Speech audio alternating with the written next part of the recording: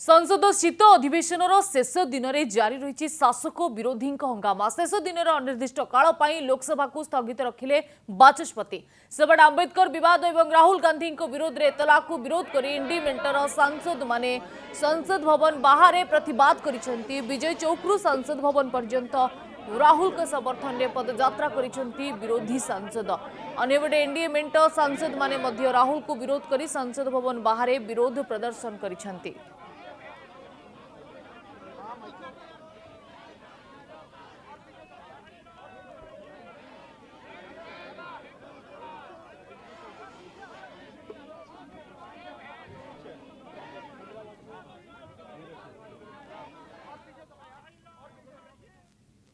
को लोग रिजेक्ट कर देते हैं।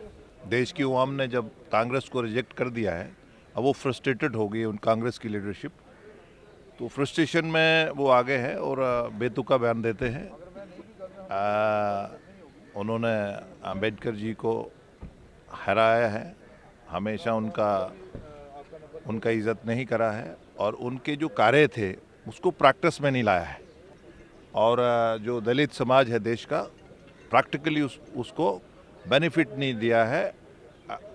सिर्फ होम मिनिस्टर साहब का ही यही कहना था कि आप उसको प्रैक्टिकली लाइए। हमने उनके स्टेचूज, उसका इज्जत, उसका मान दिया है।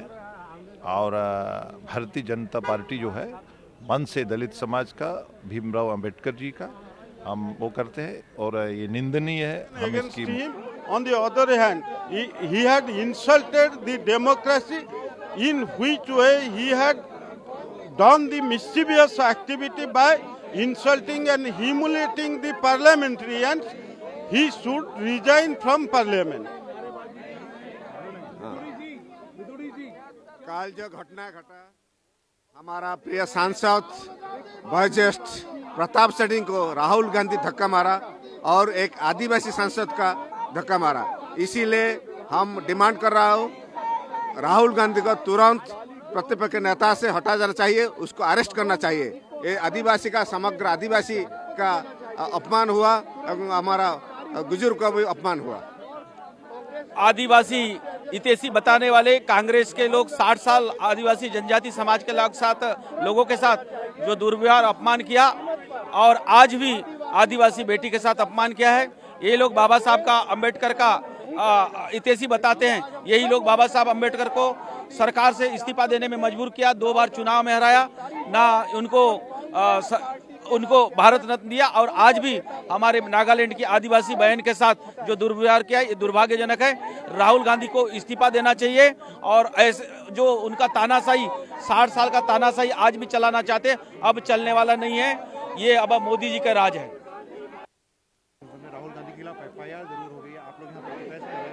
देखिए, बहुत ही एक शर्मनाक, मैं कहूँगा ऐसा भारत के इतिहास में, संसद के इतिहास में कभी नहीं हुआ।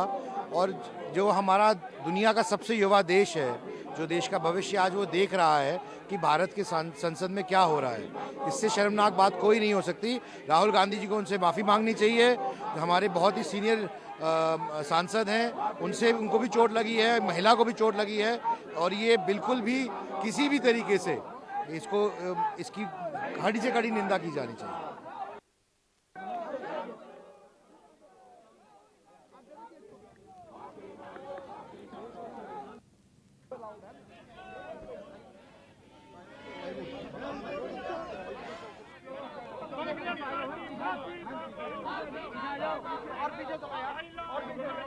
भारतीय जनता पार्टी हमेशा एक पक्ष को लेकर ही आगे बढ़ती है।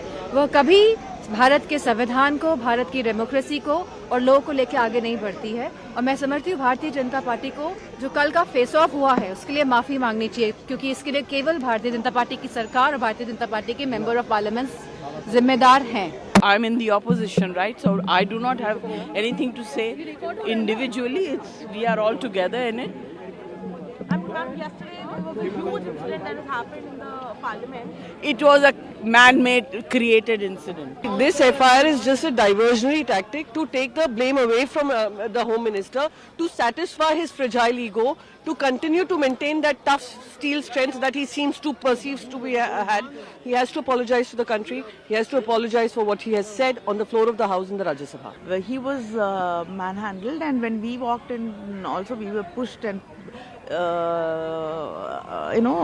was a lot of manhandling, and nobody has taken any action against that. कुछ नहीं हुआ उस कंप्लेंट पे, लेकिन राहुल जी पे एफआईआर एकदम गलत, इस तरह की नहीं होना चाहिए।